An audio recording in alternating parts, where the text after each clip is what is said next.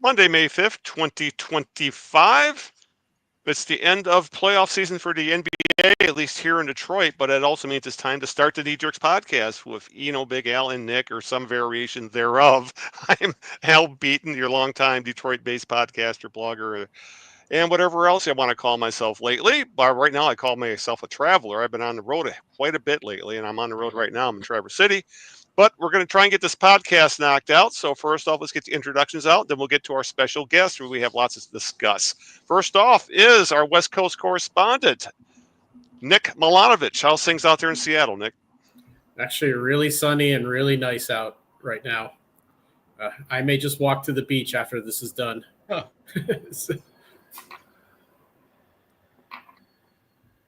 And as always, joining me is my longtime podcast partner, the man knows a lot of things about a lot of things, and has the Out of Bounds Substack. He wrote about the Red Wings today, and that would be Greg Eno. Greg, what's up? You know what, Al? I was just thinking about this.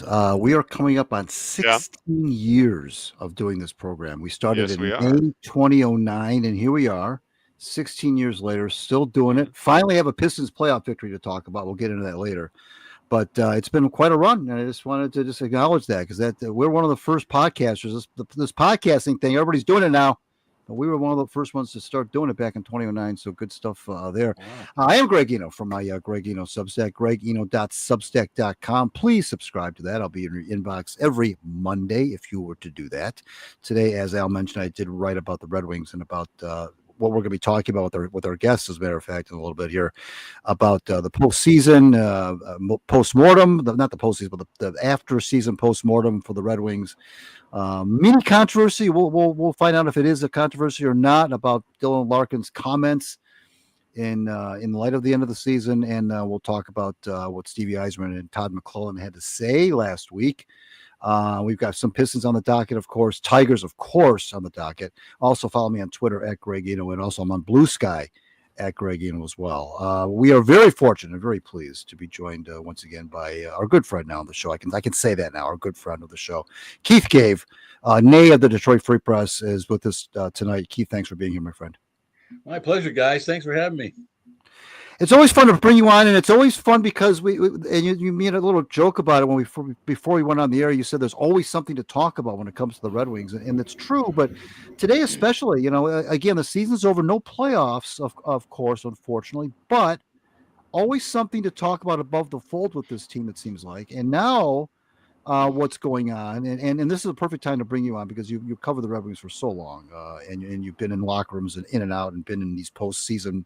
I keep saying postseason, but these after season postmortems, all you've been there, done that, and now Stevie came out and Dylan Larkin said that he was a little disappointed that the team didn't go out and get some big time help at the trade deadline, and that he felt the team was a little demoralized, and oh gee whiz, we didn't get any help, and that's one of the reasons why we tanked on the stretch. And I think he said something similar in 2024, if I'm not mistaken. Dylan did. And my question to you, Mr. Gave, is why the heck is Dylan defaulting to this, what I call a crutch, and blaming the lack of a front office move at the deadline for the reason why the Red Wings didn't make the playoffs? Because he's right. He's right.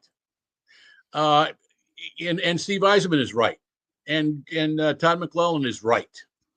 It's pretty clear. It's been clear for a long time that Steve Yzerman doesn't give a damn what we in the media think, right? He doesn't care at all what fans think. Right. But what I got a kick out of his little press conference is he cares a little bit, maybe more than a little bit, about what his players think and talk about, right? I don't have a problem at all with Dylan Larkin saying what he said, because it's true. He's right. Teams look for us when it comes crunch time, leading up to the trade deadline, and they're this close to maybe making it happen or not. Like Ken Holland did in the latter years of that 25 straight years of making the playoffs. Teams look for symbols, a little bit of clue from their management team that they're behind them, right? Even if it's symbolic, do something. That's what Ken Holland was a big fan of doing.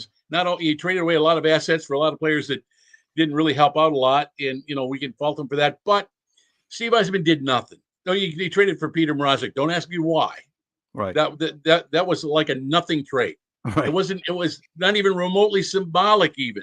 But if he's not going to trade, make a trade to add something to the team and give those guys a little bit of a push at crunch time, then trade assets for future assets. Trade players and draft picks, whatever, for assets down the road. He didn't do either one of those things, and I think that's what demoralized Dylan Larkin and the leader.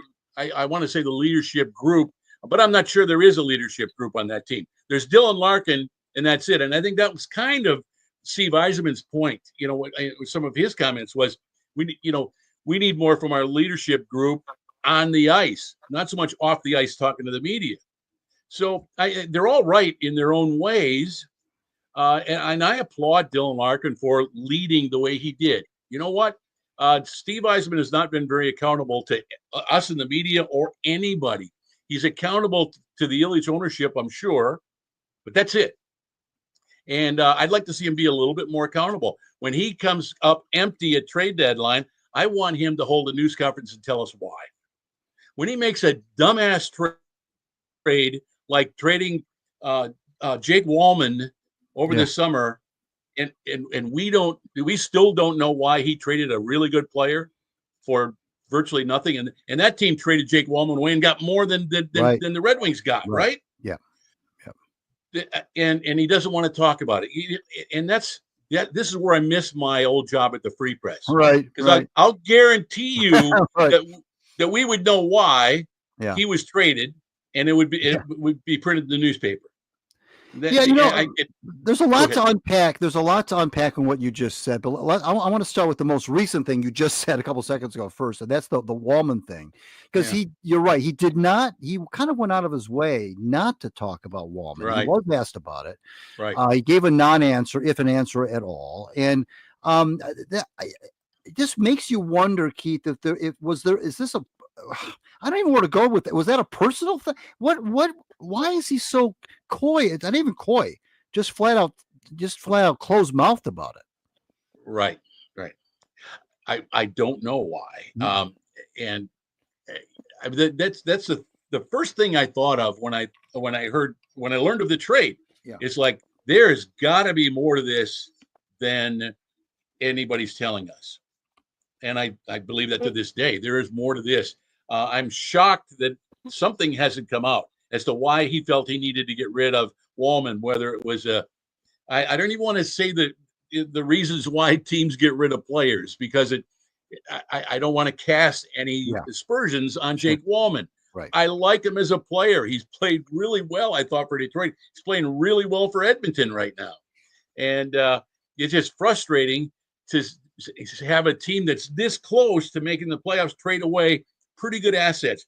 This defense for most of the season was an abomination. They could have used Jake Wallman all year long, and they didn't have him. So and as a media guy, as a former media guy, I'm frustrated that those on the beat right now aren't getting to that story. Right. That's their job. Right. And they don't want to do. I don't want to say they don't want to do it. Mm-hmm. It's a much harder job now than when I was at the Free Press from 84 to 98. It's a harder job. I get that. You don't want to piss anybody off because you lose access, and that's what they're afraid of. But still, you got to work harder than they're working to get to the news around this team. That's my frustration. Yeah, and I feel that, and I agree with that. I do want to push back a little bit against you, though, about the Larkin thing, only in the sense that, well, first of all, Stevie pointed out that there were a couple of teams that similarly did not make any moves, which were Montreal and St. Louis, who were also on the bubble. They did make the playoffs.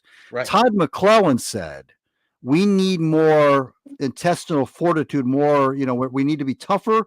We tend to fall apart when the going gets rough." He said that multiple times since he took the job in around Christmas time. Yep. Larkin of course, is part of that. But my problem with Larkin saying these things is that why do you need that kind of? Why do you need motivation? Why do you need the general manager to make a trade? Shouldn't the playoffs, the allure of making the playoffs for the first time in 9 years be enough motivation? Why do you need somebody to walk through that dressing room door to pump yourself full of life? That's my problem. Steve Yzerman is right when he says that. These guys would be paying a lot of money to do a job, and they didn't do the job down the stretch. He's right about that. Todd McClellan is right when he says the team seems to is very fragile. They fold when they go and gets tough. They pissed away a lot of points that they should have gotten that could have got them into the playoffs. All three of these guys are right. I'd like to see them get in the same room along with a few more key players and iron this out like teams do. Figure it out and get a better start going next year. I'm frustrated. I'm frustrated that they brought Lalonde back in the first place after last year's debacle. Right. I had lunch with dinner with Jimmy D in February when I was down in Florida, and had a nice chat with him. And, how's he doing, by the way? How's he doing physically? He's doing much better than he was a year ago. He was getting around on a walker a year ago. He had a really bad lower back sciatic nerve, and he's getting around just fine. He's in much healthier condition than he was a year ago. But we sat at the dinner table for 4 hours and just shot the breeze, right? But he told me a story about how at the end of last season, after they blew their chance to make the playoffs, remember they were closer last year than they were this year to make the playoffs, right? Right. Yeah. And a few weeks after the season ended, Derek Lalonde called Steve Yzerman and said, "Hey, my contract is up after this year. I don't want to be a lame duck coach. It puts me in a tough position with my team. Can you extend my contract?" And Yzerman told him in so many words, "You're lucky you still have a job." Yeah. He refused to extend his contract. I would have fired him right then. Yeah. But that really hurt this team. Bringing that guy back and then waiting so long to the holidays before you fired the guy really put him behind the eight ball. You look at the job McClellan did after he arrived, and the number of points that each coach got in the games that they coached and so on. They probably would have made the playoffs by a comfortable margin, and they didn't. And here we are. We're talking with Keith Cave here on the Knee Jerks. I'm Greg Eno from my Greg Eno Substack, gregeno.substack.com. And Nick Milanovich is here with Big Al. Beaton, of course, is here. Let's go to Nick Milanovich right now. What you got for Keith Cave? Yeah, I was thinking that when they brought in McClellan, they had that uptick in wins. They might have still, because of the team that they have, if they brought in McClellan at the beginning of the season, you may still have the same result, though. Yep. Because it doesn't matter. This is like the third coach that they've gone through where the team has been soft. And as a matter of fact, I think it was Blashill that once said, this whole team is a bunch of nice guys. And he didn't mean that as a compliment. Right. And he was right. And they've kind of consistently been that way for several years now, over multiple coaches, multiple GMs. Yep. Go ahead. You got a question. Go ahead. Well, it was kind of a question, kind of a comment, I guess. And, but I mean, for me, it was like when I heard Larkin's comments, I think he was right. But to me, he came across very whiny. So, which sort of almost reinforces this idea that the team is soft. I think I would have reacted differently had he said the same thing, but was pissed off about the whole situation. But he looks beaten down. He looks beaten down. Yes. And he has for a long time. I'm telling you, he's looking to me a lot like Henrik Zetterberg did in the final years that he was captain of this team. Loss after loss after loss after loss. Going to the dressing room and trying to talk to the guy. He's got no words, but he's out there surrounded by media, and they're all firing questions at him. What's wrong? What do you got to do? And he's got no answers. It's kind of like where Dylan Larkin is right now. Mm-hmm. And this team it needs more help. It needs to be tougher, no question about it. Mentally, and physically too. I mean, if Yzerman is going to do nothing else at the trade deadline, go out and get me a goon or somebody who can at least hold the other team accountable, so they're not taking so many liberties with all their small, talented guys. Dylan Larkin is not a small guy, but he gets pounded on night after night after night. The Brinkett, Raymond, Kane, all their best players are smaller guys, and they're getting beat up night after night after night. And the general manager is a guy who had the luxury of playing between guys like Bob Probert, Gerard Gallant, and Joe Kosar and Darren McCarty. He had lots of room to operate every night most of his career. Dylan Larkin doesn't have that luxury, and I can't blame him for wanting a little bit more help. You know what? I'm glad you mentioned that, because I did in a piece I wrote a couple, maybe a month or two ago. I pointed out the exact same thing you just did, Keith. Was that Yzerman played? Now I know there was different eras. I understand that, but he did play at a time, like you said, where there was a lot of physicality. And I was writing about the Brendan Shanahan acquisition and how they badly needed somebody exactly like Brendan. Yep. And he was indeed really the missing piece of that puzzle to win the Stanley Cup. But you're absolutely right. Stevie played. He of all people, is what I'm trying to get at, should know the importance of that kind of intangible. That intangible that we're all talking about here. The problem is, though, as you know, it's always easier to say what that is, but harder to find exactly what that is. You look at the other teams in town. And I said this, Campbell with the Lions, JB Bickerstaff with the Pistons, and of course AJ Hinch with the Tigers. All their players love these guys, and they all give them full high marks for why the culture has changed. And I don't know why. I don't know how to get I don't know how the Red Wings can get what they need, and that's what's so frustrating about it, is that we all kind of know what they need. But it's hard to go shopping for that, isn't it? Oh, no question about it. I mean, guys like Bob Probert, guys like Tom Wilson in Washington right now, those guys don't grow on trees. I mean, they're special players, really special players. And even a guy who was not a premier heavyweight like Darren McCarty could do enough to keep, protect his teammates and so on, hold the other team accountable. Joey Kosar especially, but they're really, really lacking that right now. And I agree that with Nick, that Dylan Larkin did come off a little whiny, like a whiny little bitch almost, right? And you don't want to see that out of your captain, right? And I think that what that whole team needs more of is a season's worth, starting in training camp, of a legit NHL coach like Todd McClellan, who's going to start in September, saying the things that he said at a news conference with Yzerman. This team's got to toughen up. We can't just fritter points away like we did, and collapse down the stretch. We need to toughen up a little bit. It's going to start right away in September. That's going to help. Another thing that I think is going to help is now that they have a legit coach here, I think Steve Yzerman might have a little bit better success of attracting a better, higher grade of free agents to come to Detroit. I don't think anybody wanted to come here last summer with Lalonde coming back. I think that hurt him a lot.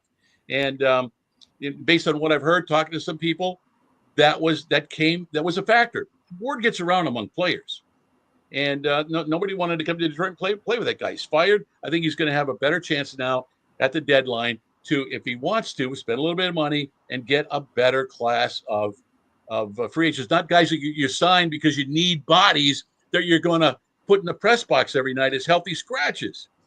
I mean, how frustrating was that to watch night after night? Yeah, well, I think that the whiny bitch thing that we're talking about, I would have rather maybe Dylan had said these things to Stevie in private and publicly said, you know what, it's on us. We got to go. Would have been nice to get some help, yeah. But ultimately, it's on the players, and we have to be better. Blah blah blah, and privately talk to Stevie and say, here are my concerns. I think that he kind of aired some dirty laundry, and I would love to be a fly in the wall in that discussion because Steve said he addressed those comments with Larkin to Larkin himself. I suspect he probably said a lot very similar to Dylan to what he said to the press. which is he expects a lot out of the leaders, and ultimately it's on them. And I suspect he was probably a little direct with Dylan. I mean, that's my impression. There's no question about it. Steve Yzerman has no qualms, talking down to anybody really, but his players, especially a guy who wears a letter on his chest, he's gonna hold those guys accountable.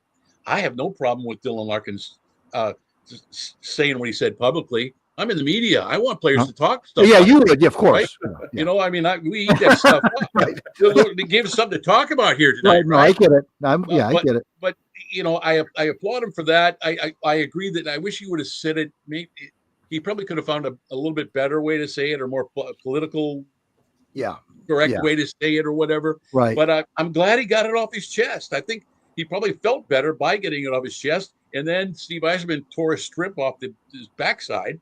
Yeah. And it's all out there. It's all out there now.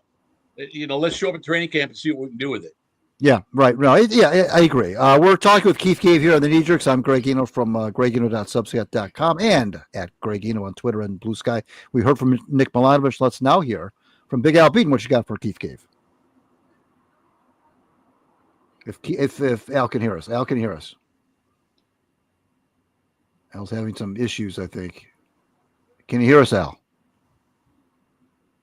Cannot hear us. I don't think so. Okay, let's continue on with Keith Cave. I want to talk, Keith, about this is. I'm going to go off track here for a second, only because we're talking about coaches and so forth. But I want to talk to you about what happened in Philadelphia. Now, there are a lot of people. I'll admit it.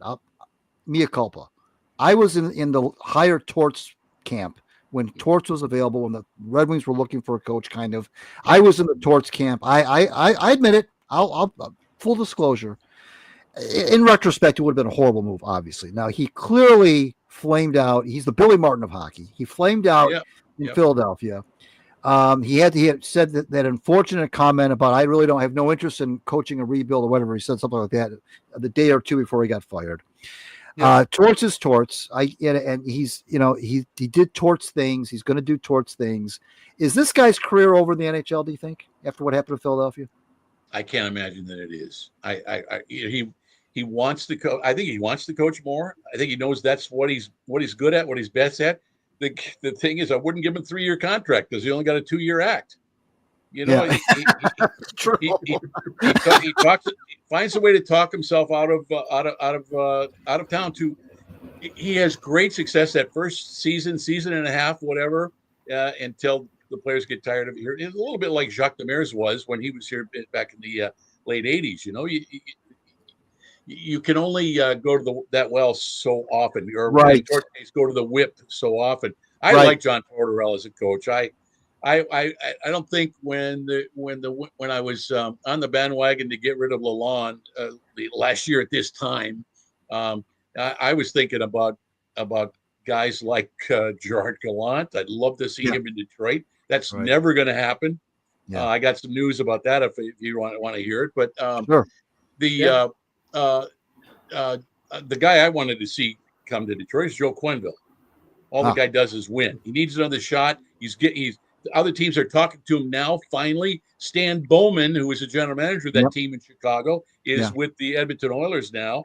And I think Joel Quenneville should get a chance. And I would have loved to see him behind the Detroit bench. So you're not worried that the Quenneville thing with Chicago, that doesn't work. That doesn't concern you at all. What happened there with the Well, yeah, of course it does. I don't like the way that whole thing unraveled. But he's sort of spent. He's paid his dues, hasn't he? He's been out of the game for a long time. A while. And the bottom line, the question I ask myself about all coaches, what I want my son to play for him. And you know what? I based on what happened and what he's gone through in the last 5 years or so since he's been out of the game, I would not have a problem with my son or daughter playing for Joe Quenneville today. But that horse has left the barn. Obviously, I hope he gets another chance because he's a very good coach and he's a good guy. I know him pretty well, and I think he got caught up in a really ugly. He was in the middle of a really ugly situation. Yeah, that's the coach's nightmare, really, when you think about it. Yeah, but Tortorella, I think I want him.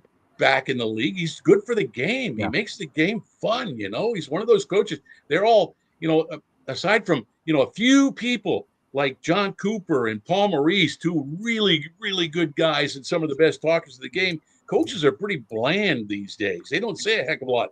What McClellan said at the news conference the other day, I kind of applauded because he was pretty blunt. Yes. And, I see if he keeps talking that way to his players starting now, I think this team has a chance down the stretch with him. It's funny you mentioned Paul Maurice, because I knew Paul Maurice when he was an assistant coach for the Detroit Ambassadors / Junior Red Wings in the early 90s under Andy Weidenbach and Jimmy Rutherford. And I knew him a little bit. I didn't know him real well. I knew him a little bit. I had no idea that I think at the time he was like 27 years old or something. I had no idea this guy was going to grow up to be. He's going to the Hall of Fame. He's going to the Hall of Fame. Oh, no question. He is. Who knew? Who would have known? That's what I love about sports. I love that about sports, and I love that about hockey too, especially. You just never know when some of these humble young men that are quiet and shy, and like you, I was fortunate enough to talk with Stevie when he was an 18. I remember when he was an 18-year-old in the same dressing room as Brad Park in 1983, and I remember how quiet and shy he was. And it's I just think it's really charming to see these kind of young men grow up to be these kind of figures in the game of hockey. And tell us your Gerard Gallant story. Yeah. Well, he's always been one of my favorite people in that dressing room ever since I started covering the team. He was one of the one or two or three actual NHL caliber players on this roster when Mike Ilitch bought the hockey team in 1982, right? That's true. And he grew up to be a hell of a hockey player. Very good. And, patrolled Steve Yzerman's left wing. He was a guy that you hated to play against because he was in your face all the time. And his teams, wherever he coached, in whether it's Columbus or Florida, Vegas, New York, they played in your face, nasty, hard to beat hockey, right? Right. I for the life of me, I can't figure out why his tenure has been so short, how he's wound up being fired well ahead of his time, I think, in three of those cases. Florida, embarrassed, fired after a game, with his bag over his shoulder, having to hail a cab to, while the team bus pulled out. They completely embarrassed him. And Vegas kind of did the same thing. And I never liked the thought of him going to the New York Rangers. I didn't like him in the New York media mix. I didn't think he was a good fit there, and it kind of turned out that way. Because he's a small town Somerset, Prince Edward Island guy, right? He's not a New York guy. But anyways, he's a really, really good man. He's like Vladimir Konstantinov. He's the guy you want in the foxhole with you when the bullets are flying. That's Gerard Gallant, and I think he would have been a really good coach for this team. And I like the idea that he and Yzerman were attached at the hip for many, many years, and they're not anymore. Because Gerard Gallant thought he would get a sniff, at least a phone call, when they were going to fire Lalonde and bring in somebody else, and he didn't get so much as a phone call. And what Jimmy D mentioned to me is that what a very, very, very good friendship that used to be is not anymore. Oh, that's too bad. Gerard Gallant is really, really kind of sour, and I can't blame him. I can understand why Steve Yzerman doesn't want to hire Gerard Gallant as a coach, because you never want to fire the guy 2 or 3 or 4 years down the road, right? One of your good pals. Right. Why he's never gotten a sniff though is because he thought he was a candidate way back when they hired Blashill. He thought that he had a shot with Ken Holland, and it's never come to be. And honest to God, I think Gerard Gallant would be a great fit in this town. A really good fit. Lane Lambert was also mentioned, I think, for a while. Yeah, he was. I'm not as big of a Lane Lambert fan. I don't know. I knew him a little bit. I mean, he was on the team that my rookie season, 85, 86, he was on that team. He and Yzerman were drafted together. Yeah. He's pretty good player, but I never got to know him really well. So I wouldn't want to judge him based on what I know, because it's not enough. Right. But he didn't I think he was in a tough situation again in that New York environment with the Islanders, right? Yeah, Right. And he didn't last, and Right. and Lou Lamoriello liked him a lot. So I think Lane is maybe one of those perennial assistant coach guys. Right. Right. Gerard Gallant's a head coach. Yeah. And I'd like to see him. There are many openings right now in this league. I'd like to see him get at least a serious nod at one of these jobs. Well, Philadelphia's one of them. He'd be a great. They'd love him there. They would love him there. They really would. Al, are you back? Can we bring you in this conversation? Yeah, can you hear me? We can. Yeah. All right. Yeah.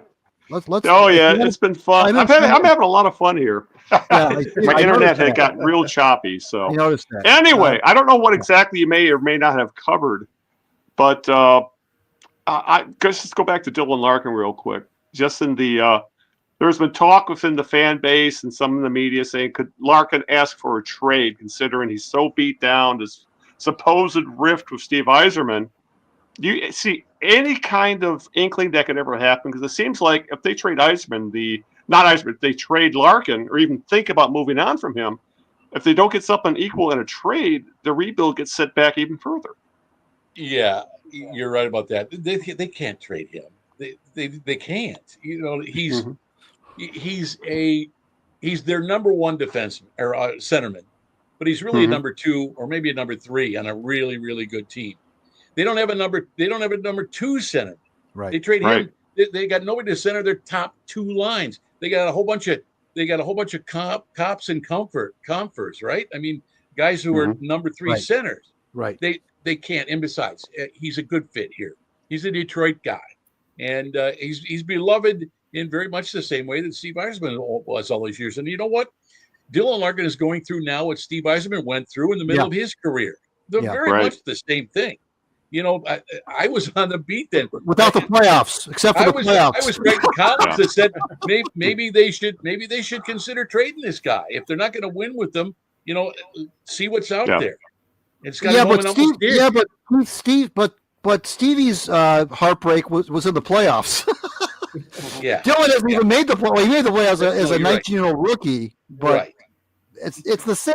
It's not the same. No, you're absolutely right. I agree. It's if I'm Dylan Larkin, I'm really, really, really frustrated right now. I'll tell you that, and it shows in his words. Mm-hmm. Yeah, and it's body and to language. follow up on it. And to follow up on that, you buy the hit that he was hurt in the Four Nations, him and Raymond, for that matter. I always thought that he was hurt down the stretch, which is why he had a really bad last 5 weeks of the season weren't very good. We never learned anything. I'm blaming the beat writers again. We should know more about his health. I think there was something wrong, and usually a coach will say, Bill never talked about it, but he was pretty banged up. Nobody's ever said anything about that, right? Which I find maybe he wasn't. Maybe he just played poorly. Maybe he was. Maybe, and this is what I think, is they were completely out of gas. They're a one-line hockey team.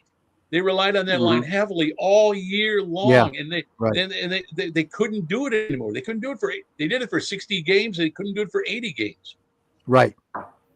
That's exactly. They are a 60-game team, and in an 82-game season, that's part of the problem. Let's expand, Keith, the scope now to the rest of the NHL. The playoffs are going on right now. Any observations on the playoffs? The Leafs have advanced, of course. The Capitals have advanced. Any surprises? Anything that you're seeing in the playoffs that you want to talk about? Well, the last two nights, right? Both Saturday night and Sunday night, we saw some amazing results in a couple of game sevens. What Mikko Rantanen did in Dallas after being traded from Colorado to Carolina, he didn't do anything in Carolina.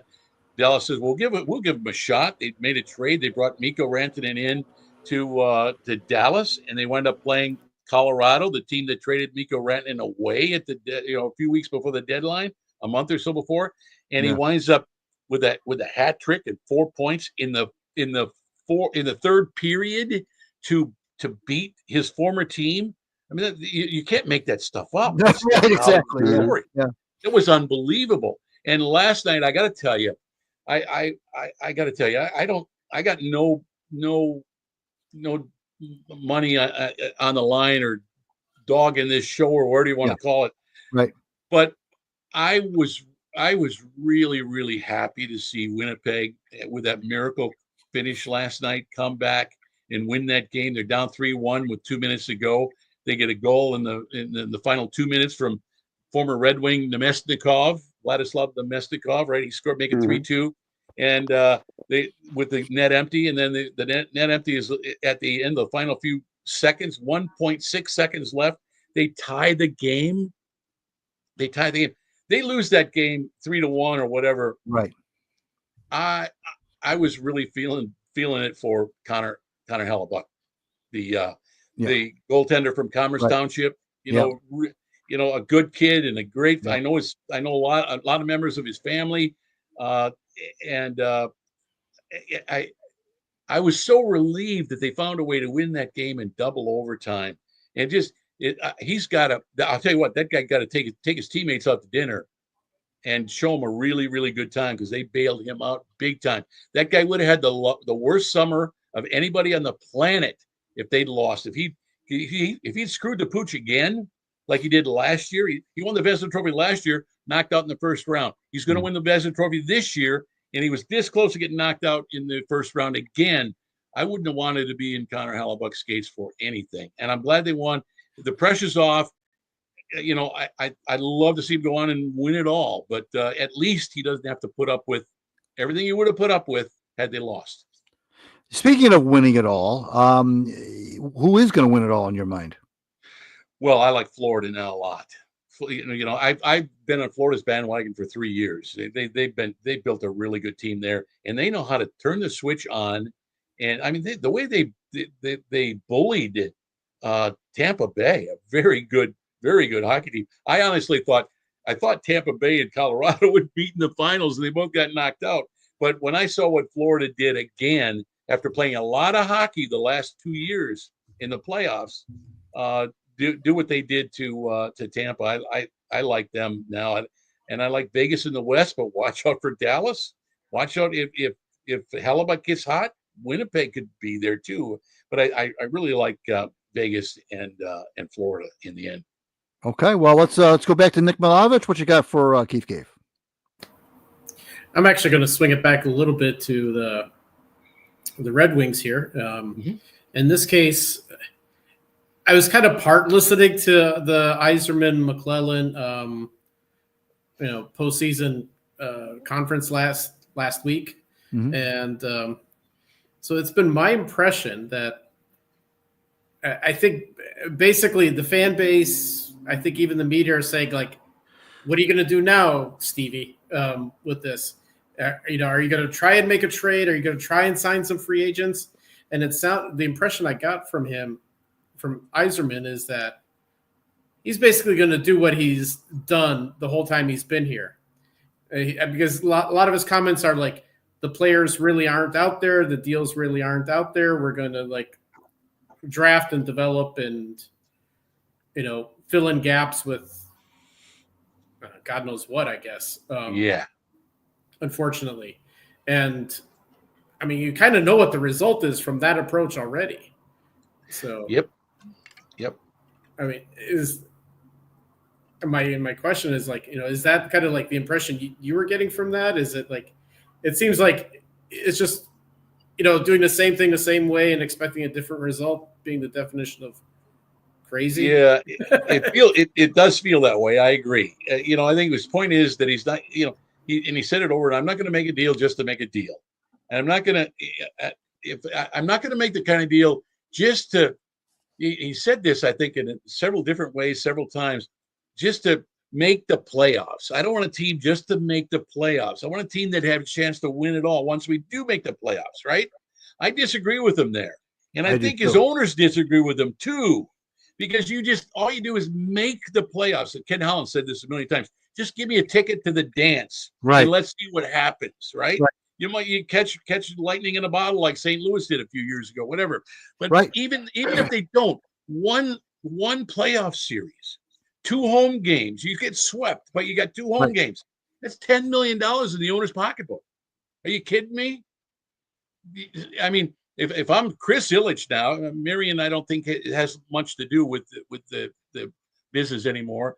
But if I'm Chris, I'm saying, come on, man, let's at least sell a few playoff tickets, sell some more $18 beers, whatever, and make a couple of bucks. I don't care if you get knocked out in the first round. Well, yeah, but that aside, Keith, to me, it's also about when are you going to get, when are the Raymonds and the Siders, and yes, Larkin, even though he's been in one playoff a million years ago, when are you going to start getting these guys some playoff experience? I mean, sooner or later, these kids, we saw with the Pistons. The Pistons did some growing up in that series against the Knicks. They had a lot of young kids. Yes, they had a lot of veterans too. That's true, but they got. Their star player had never played in the playoffs before. Jalen Duren never played in the playoffs before, and on and on and on. These guys then were exposed in New York, no less, the bright lights, big city of New York. Took that team to 6 games, arguably could have won the series. Oh, they could have won 3 of those games. Right. So now, at what point do you put that? That's what I'm with you on that one, 100%. That's been my frustration with Yzerman as well. At what point, again, he should know this. He was in the playoffs when he was 18 years old. He was in the playoffs as a captain when he was 21. And he should know this, that these kids, and not even becoming kids, now they're starting to get into the prime. These guys need some. When are you going to give them this experience? I'm not saying it's anointed just because you say playoffs. I get that. But when this notion of I'm not going to do anything unless I got a team that's going to win the Stanley Cup, I don't. I'm with you. I don't buy that at all. No, he keeps saying he keeps preaching patience, which we're all running out of right now. And there's a fan base out there that's growing up. A lot of young people who don't remember when the Red Wings were pretty good, were really, really good, right?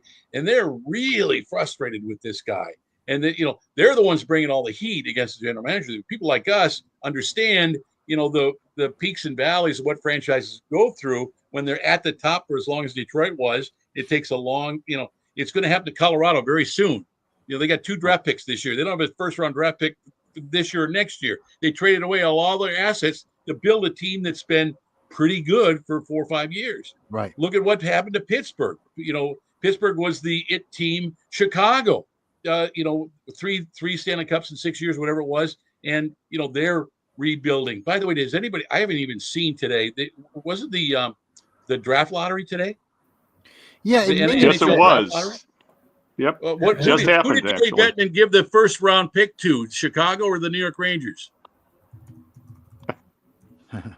Blackhawks are 3rd overall.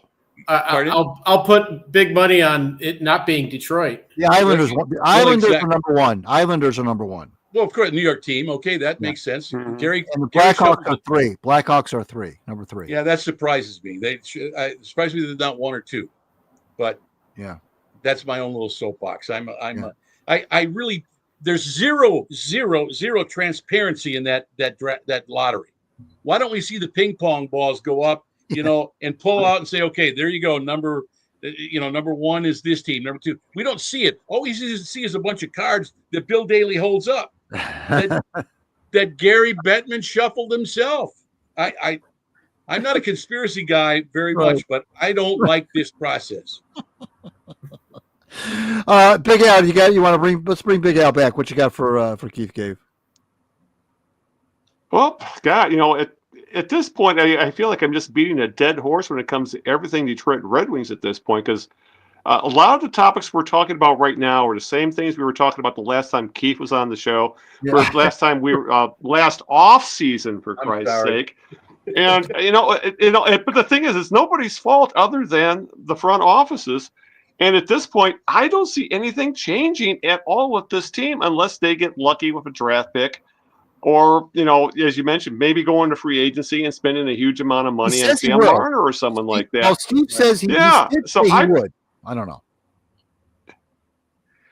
I just don't know what to make of this team anymore. I'm out of things to complain about because we're complaining about the same thing for years at this point. That's true. It feels like Groundhog Day, doesn't it? It does. Yeah. Yes, exactly. And I apologize because we wind up talking there's got to be some new stuff. I want to talk about a playoff hockey game at Little Caesars Arena. Right, That's what I want to talk about. Right. And I thought No. I honestly didn't think they'd make the playoffs this year based on the fact that they brought Lalonde back and their free agent class last July was horrible. And so I think they retrenched. They went backwards, not forwards, at the end of start this past season, and they ended up about where I thought they'd end up. Yeah. I want to kind of fire up the Wayback Machine here, Keith, and take you back to your time on the beat. And I'm curious because this is a question that we've never asked you before, and that is who give us some names of some of the favorite Red Wings players you liked to cover that maybe we would not necessarily think of. Not the household names, but were there any characters, any under the radar guys that kind of tickled your fancy while they were wearing a Red Wings uniform? Well, I tell you, the most fun I ever had covering hockey in Detroit was the late '80s. Those Demers teams when he came to town, and they went from the worst team in the NHL by a mile, that 40-point season, 40 points, guys. Right. And they brought in this funny little French guy who couldn't speak English or French, and put him behind the bench, and he was coach of the year the next 2 years, and they wound up playing the Edmonton Oilers in the Stanley Cup semifinals, 87 and 88. Yeah. Remarkable what they did. And that team was just full of characters. I spent more time in courtrooms than I did in the arenas, but not only, Steve Yzerman, Gerard Gallant, I've mentioned those guys. Harold Snap's a great guy. Remember that Harold. They just, he was a cult hero in Detroit, and absolutely. Guys like Greg Stubb and Glenn Hanlon. What the job that he did goaltending those two series in against Toronto in 87 to 88, coming out of nowhere to especially when they went from an 0-2 deficit to a 3-1 deficit in that first year, 87. And he threw a pair of 3-0 shutouts to help them come back and win that series and move on. Guys like Dave Barr, Sean Burr, the kind of guy, Greg, you knew Sean. I mean, he's the kind of guy at the end of the season, the last game of the season, they never won the last game of the season. They always lost. Sean's in the corner crying his eyes out like a 10-year-old who got his bike stolen. He's one of those guys that you wanted to hug rather than try and interview, right? Because he's so broken. Right. And I really miss Sean. Sheldon Kennedy, what that kid went through. I knew he was broken. Somehow I knew he was broken, and I almost got fired over one time because I didn't write a story that I should have written. As a beat guy, I broke the cardinal rule. I found out that he had been ticketed in Taylor for speeding and drunk driving, and he was just starting to get things going. He was playing a little bit with Steve Yzerman, playing on the power play, speedy little player with some talent. Yep. And the last thing this kid needed was a headline like that, so I didn't write it, and the Free Press wound up finding out about it, and I explained to them why I didn't. I said, this kid, I just felt like on a human level, I could not write that story. I just couldn't. And a city desk guy wound up writing the story, but and we find out years later what Sheldon Kennedy went through as a junior hockey player. Yep. And so you know what, I didn't feel bad about not writing that story. I told Brian Murray, I told Brian Murray that I knew this story and I didn't write it. I talked to Steve Yzerman, who was captain of the team then. I said, I'm sitting on this thing. I'm not writing it. I don't have the heart to write this story. My status in the dressing room went from here to here among the players because they knew I kind of took one for the team when I had no business taking one for the team. But on a very human level, I couldn't do that to Sheldon Kennedy at the time. So, and to this day, I don't feel bad about it. I can look my readers in the eye and say, here's why I did it, explain it to them. And if they understand it, fine. If they don't, I don't care. Yeah, interesting. Yeah, Sheldon Kennedy, boy, that's a hockey tragedy, is what that is. That's. But I mean, really great guys like Steve Chason and Mark LaForest, we just lost him a little bit ago. Sure did. I remember at a time he had a great sense of humor, and Sean Burr, Tim Higgins, another great sense of humor. We were always swapping jokes, telling jokes. One time we're out in Vancouver, and the four of us, LaForest, Burr, and Tim Higgins, went out and got a table at a bar and started drinking and telling stories. To this day, I don't think I've laughed longer or harder than I did that night. I mean, one of the very, very, very, very few times I ever socialized with players, but it was just a kind of a fun night out just to shoot the breeze, you know. I remember Glenn Hanlon one night. It was, I think the Flyers were in town, and it was one of those weird nights where everything was going in the net. One of those, you know, just I think they ended up losing like 11-5 or something like that, and he was in the net for most of those goals. And after the game, he said, "I want to know who replaced the net behind me with a soccer goal."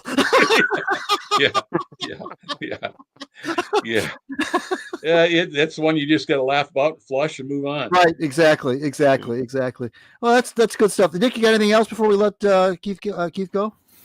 Yeah, I have one other thing. Sure. How's your book doing? How's the grind line? The grind line. Thanks for asking. It's doing well.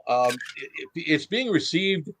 Not at quite the same level. The Russian Five had a life of its own, obviously, but this is a similar book about four guys who had so much to do with the Wings winning 4 Stanley Cups, by the way, including Darren McCarty, Joe Kocur, Chris Draper, and Kirk Maltby. McCarty was just up here in Roscommon, not far from Houghton Lake, where I live. We had a book signing at a new microbrewery that opened up in Roscommon called the Irish Kilt. 3 hours, 2 to 5, and sold hundreds of books, and he's signing all kinds of things. And I spent several hours with Darren that day, dinner afterward, and had a nice visit with him. But the book is doing fine. Thank you. Really, really, really good. Really good. Good. That's good. Right on. That's great. That's good. The other thing I was going to mention to you too. You mentioned Probert, and I remember the night that they retired Stevie's jersey, and 06, I believe.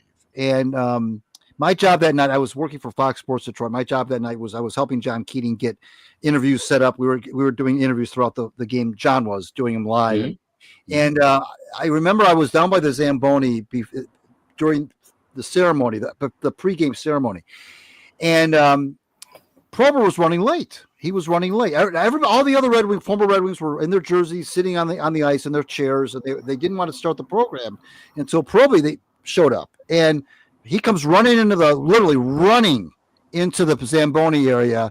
They threw a jersey on him. He runs out. He runs out to the not runs, but he gets out on the ice. And Keith, the ovation for Bob. Now we're talking. There was Ted Lindsay there. There was Delvecchio. All the Red Wings greats were there. Redmond, the whole 9 years. Everyone from the 50s, 60s, and 70s and 80s. And Probert walked on the ice, and I'm telling you, he got the biggest and loudest and longest ovation than any of those Hall of Famers that preceded him. It was deafening when he came out. It was deafening.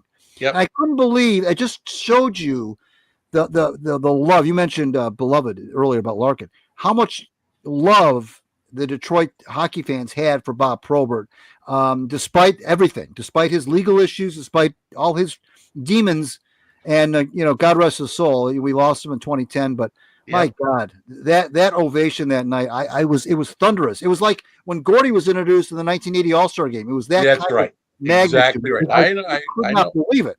Yep. Well, that's the thing.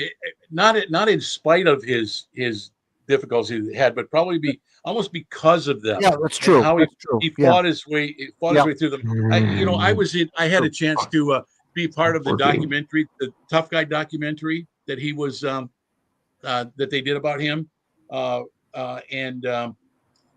I said in that documentary, the only difference between Bob Probert and me in those years was that he got caught and I didn't. I was doing a lot of this. I didn't do drugs. Right. But I drank a fair amount, and I drank 2-3 beers when I'm finishing my story up in the press box at Joe Louis. Yep. I'm hitting the bar afterward for a few, Yep. closing the bar, and Yep. I'm, maybe going over the speed limit and certainly over the legal limit with alcohol. I did that regularly. Yep. And the only difference between him and me is he got caught and I didn't. I could have gone to jail a million times. It's one of the reasons I'm constantly writing at the time about Bob Probert, Peter Claimant, Joe Kosar, Steve Chason, all these guys, Sheldon Kennedy with their demons, their drinking problems and drug problems and so on. And I'm writing columns and basically judging them, telling them what jerks they are for letting their team down. And the only difference between them and me is they got caught and I didn't. And I quit drinking then. Like in 1988, I haven't had a drink since I've had one drink since 1988, and that was on June 7th, 1997, in the middle of the dressing room, out of the Stanley Cup. Yep. That's the only drink I've had. Was Chasen's accident alcohol related? Absolutely, it was. It was. Okay. I wasn't sure about that. Okay. Yeah. That's too bad. One vehicle crash. Yeah. Going too fast around a curve after a team meeting, team get together and lost control of it. Oh boy. Remember Pelle Lindbergh? Very much so. Yeah, that was another one. Yeah. Another one that busted up his Porsche. Yeah. Oh God. Well, Keith, thanks so much for being here. We as usual, and we loved it. And I saw that. Thanks for the little plug on Twitter. Thanks for the retweet. I appreciate that too. We had a lot of fun with you tonight. We always do, and we can't wait to bring it back on as we get closer to the 25-26 season. Anytime. We should probably pencil in a time shortly after the free agent deadline on July 1st. In July. Yeah. Let's talk then and see how he did. Yeah, that's true. We definitely, that'll be interesting for sure. Keith Cave is here. It was here. Thank you so much, my friend. Good to see you again, and take care. Be well. Thanks, guys. Take care, man. Bye-bye. See you, Keith. Bye-bye. All right. Now the next question is: how much longer are we going to have Al before Nick and I have to finish this by ourselves? Well, we'll see. I know we better get the birthday game going before it's too late. No kidding there. I look at Al's gone, so I had to draw it out with Keith. No, and I appreciate you being able to carry the load here, Greg. Yeah, I've been switching between the laptop and my phone, and it's been quite an adventure. I think more than anything, it's just the time of day that I'm trying to run on data up here, cellular data between either we have T-Mobile home internet and I have a 4G hotspot and my phone. And right now it seems to be working best just going off my phone. So here we are, All right. But yeah, you guys can carry the load if I fall off again. I was prepared to. But thank you so much for putting up with what I'm doing. Of course. And let's get the birthday game going so we get this podcast moving. So Greg, the floor is yours. Sure. Yeah, and Greg, don't tell us that the prize is dial-up modem for today. Yeah. Okay, well, we're going to play a game we like to call Whose Birthday Is It, Maestro? Everybody knows how we play this game by now. I give Al and Nick a clue or two or three of an individual whose birthday it is today in the world of sports. And if either of those gentlemen can guess this person within the first two clues, he will receive the Chuck Nevitz story. The Chuck Nevitz story. The book, The Chuck Nevitz Story, which I just made up, by the way.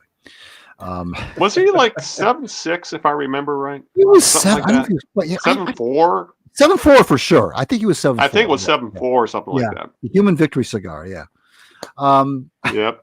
This person. This is a little. I had a hard time finding. I hope you guys are gonna. I think you'll get this one. It might take a little bit of brain power, but this person was made his name in the world of basketball. Was born in 1971. I will say that. He went to USC. It was a very highly touted young man who everybody thought was going to be the next Michael Jordan.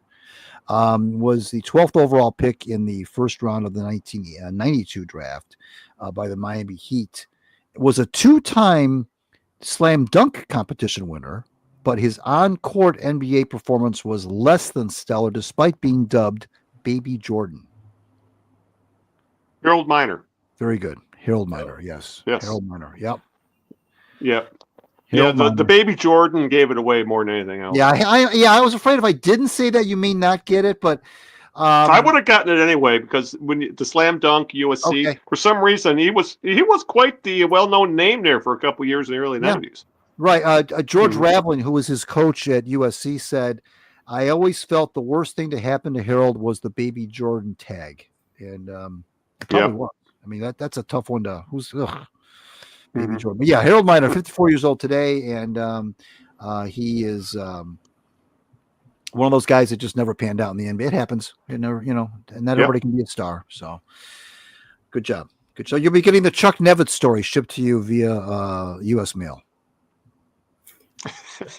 I can't wait. The thing is, Greg, I don't even have a mailing address here right now. That's on our list of things to do while we're up here. So, well, it's a pretend book. You can have a pretend mailing address. That's right. That's right. Really. All right. Well, we might also stick with basketball then, since as I alluded at the absolute top of this podcast, that the Pistons playoff season came to an end this past weekend, despite having an opportunity to win every game of that damn series, the 6-game series. The number 6 seed Pistons were knocked out of the playoffs by the 3 seed Knicks in what was a very physical, very contentious, and a very hard-fought 6 games. And Game 6 went to the final seconds. Knicks winning the series on a Jalen Brunson three-pointer with about 5 seconds left to play. Pistons had the ball, and a wide-open Malik Beasley had a pass go right through his hands. Who knows if he would have made a shot, but it all became moot with another turnover. So in the end, guys, the more experienced, the veteran-led team won. I guess I'll start with you, Greg. What are your thoughts on the Pistons' first competitive playoff series since the going to work days?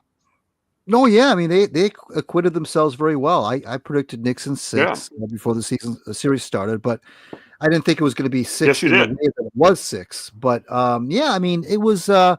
They grew up a lot, like I mentioned to Keith briefly when we were talking about growing up in the playoffs. I think they grew up for sure. That they found out what it's like. You mentioned that they could have won just about every one of those games. That's true. The operative word being could have. The Knicks still had those guys that had been there before. And you just knew that when Brunson shook Thompson there at the end of that Game 6, that 3-pointer was going to go in. You just knew it was going to go in. And maybe it was kind of fitting that drop pass that Beasley had. You mentioned at the end that, you said, we don't know if he would have made the shot or not, but that kind of was almost poetic the way that ended. Yeah. The team that doesn't have the playoff experience lets the ball slip through its fingers, doesn't even get the shot off to beat the team with experience. But they acquitted themselves very well. I think the Pistons earned a lot of respect from the national media and from basketball observers who were kind of already on their in their camp. And I think that they really put a lot of folks in their camp. The future's bright. I mean, they've got don't forget, Jaden Ivey's going to be coming back. But as far as the series itself goes, they're just a little, just not enough, not quite enough 3-point shooting, too many turnovers, too many mistakes. They did a great job in chopping off Knicks leads off over and over and over. Mm-hmm. But when push came to shove, they just couldn't quite. They made some big plays. They won Game 2 and won Game 4 with some big plays. Game 5, I'm sorry, but they just didn't have quite enough to do it. But that's okay. I mean, all the pressure was on the Knicks, and everybody knew that even if they got past the Knicks, they were going to get past the Celtics anyways. But that was I think that series did them a world of good. That's why we're complaining about the Red Wings not making the playoffs. Mm-hmm. These young kids on the Red Wings need that kind of experience that is invaluable. Yeah. I think JB said it best. He said the only way you can get experience in the playoffs is by playing in the playoffs. That's the only way to do it. You can have as many veterans tell you what it's like all you want all year long. You can have Tobias Harris and Tim Hardaway Jr. in your ear all year long telling you what it's like when the playoffs start, but it's not the same as actually experiencing it. And Kate Cunningham said the same thing. He said, I learned a lot in this series, and that's good for them. That's very good for them. Yeah. Yeah. And just to follow up with you, Greg, this series gave me vibes of 1984, if you know what series I'm talking about. which we talked about before the playoffs, where the Pistons took the Knicks to 5 games when the series was 5, when they were a 5-game series back then. Yeah. And they lost to a Knicks team that had Bernard King go absolutely bonkers, I think averaging like 40 points a game. Right. No, that was also the series where Isaiah Thomas took over at the end of a game and scored I think it was 16 straight points. But this still wasn't enough to beat a older, more veteran team. And that series in '84 kind of showed where the Pistons were. It kind of proved that Isaiah Thomas was the man, but it also showed what they needed more experience, and they needed to make additions to the roster, which obviously took another few years. But if that's the sort of trajectory we're on here, that we have a very young team that really is at the start of that build through the playoffs, I think the Pistons are in a pretty good spot. The window is now open a crack, and that's what's exciting about it. You know, you mentioned that '84 team. Jack kept adding more pieces. You know, he had, and the thing about that, he added Danny Roundfield that summer, thinking that was going to be their missing piece with the power forward issue. It didn't work out. So what does he do? He flips him, gets rid of him after 1 year. You know, brings in Mahorn. Then he drafts Dumars, and then he adds Dantley. He trades Tripucka for Dantley. He drafts Sally. He drafts Rodman. He picks up James Edwards. You know, he did all these things that was a fun team to watch ascend through all the heartbreak and the getting past the Celtics and beating up on the Bulls and losing to the Lakers and then beating the Lakers. And it was just a fun 6-7 years of basketball, but not just basketball, watching that team being put together, being built piece by piece with Jack kind of the mad scientist in the laboratory, adding and subtracting as needed, and finally finding a mix that was good enough to win the whole thing twice in a row. And arguably could have won 3 in a row if it wasn't for that weird foul against Lambeer in '88. I just watched that yesterday, by the way, to watch it again. And completely a phantom foul. They could have won 3 championships in a row. So that's where I'm with you. I think the Pistons are now at the point where if Trajan Langdon can do those little mad scientist things in the background every offseason, just get a little better. This team could be a 50-60 win team down the line. Yeah, Nick, get your thoughts on the series? I was just having a blast watching that whole series. Yeah, because they were in it every single game, whether they won or lost. Right. It was never really a blowout. Like the last several Pistons playoff teams, they were a deer in the headlights. Right. It is a long ass time since we saw a Pistons team put up a fight. Right. They would get down in games, but then they would get back up. So it's not as though, they were down by 20 points and then just kind of gave up and went through the motions afterwards. Those guys fought, which was really refreshing to see. And I do hope they build on this for next year. And these guys played with I have a feeling going through a 14-win season, those guys were pissed off. And it's like, I don't want to ever go through this again. Right. And and that's the attitude you want to have. Like, who the hell wants to go through something like that again? And so they came back serious this year. And Greg alluded to it too. Like when we were talking about the Red Wings, like, you guys can't even win a fucking game or like get through a game without, falling to pieces. So that's what the Wings lack. But I hope they add another piece next year and tweak this roster, however, or hell, maybe having a healthy Jaden Ivey for a year, and it'll be an improvement. So you just took away my next question for you, Nick. They did this without Jaden Ivey, and for that matter, they only had Isaiah Stewart for part of game 1 till he missed the rest of the series with the bad knee. Do you think that the Pistons win this series if they have one or both of those guys back? It's hard to say because neither of them have playoff experience either. But I would just add this, though. I don't think Isaiah Stewart would have been intimidated by the playoff lights. No, I don't think so either. And I think he would have probably – I was always hoping he would do a Bill Lambier on Larry Bird sort of thing to Brunson. He won't even have to touch Brunson, but I think that would have helped. That would have been, maybe that would have pushed it to 7 games. Who knows? Yeah. But yeah, I mean, I think these are, not, these guys didn't accidentally get themselves into the playoffs. So, no. I mean, they worked their asses off to get where they were, and they fought. I'm kind of looking forward to next year to see what happens. And so it's been a long time since I felt that way. It's more like hold your nose and like, okay, let's see. Right. But not this time. I just hope it's legit and not just this one-time thing. So. Yeah, I think that's the difference with this team, though. The previous couple teams you mentioned where they made the playoffs under SVG and whatever it was with the Drummond era, if you want to call it, and and the corpse of Blake Griffin, is that those teams didn't have what they have in Cade Cunningham, who looks like he is the guy. A guy who can. Well, he had a great series. Other than, we'll get into his struggles, but he averaged 25 points, 8 assists, and 8 boards in the playoffs. And even when he was having off shooting nights, and he did have a couple, he was still able to make plays in other ways, specifically running the offense, passing, things like that. But Greg, I know this came up a little bit during our texting during games and stuff. Cade Cunningham, for as well as he played, especially the mid-range shot in, his 3-point shooting was god awful. He was 0 for 8 in the deciding game.